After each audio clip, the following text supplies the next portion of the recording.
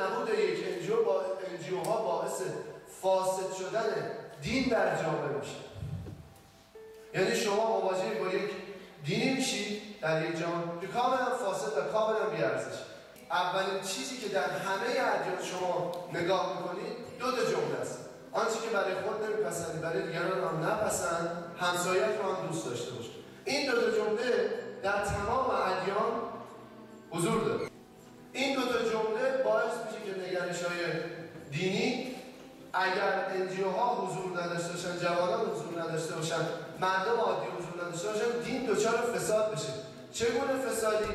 فسادی از این یک تاریخ تکرار شدنی است. فسادی مثلا دوران قرون وسطا که ما دینی داریم که یا خدا پادشاهی داره میکنه یا اصلا داره خدمت میکنه به یک خدا پادشاه، به یک دیکتاتوری، یا اصلا موضوع شما اصلا خودش تبدیل شده به خدا پادشاهی.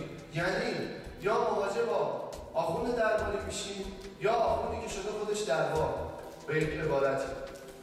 اگر این مفصل نباشه، اگر انجیوها نباشن که تذکرات دینی بدن در جامعه و رفتارهای دینی، آیین‌های دینی خودشون رو حفظ کنن، آیین‌های دینی میفته دست کسانی که علاقه دارن حکومت رو به یه شرایطی ببرن که برای فساد سیاسی، فساد اقتصادی، فساد اداریش از اسلحه و توجیه برای سرکوب عوام به نام دین استفاده کنیم.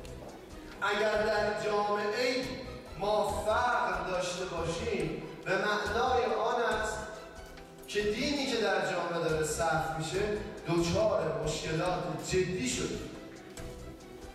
مسئولینی که دارن دین رو در جامعه صرف میکنن دچار مشکلات جدی شدن.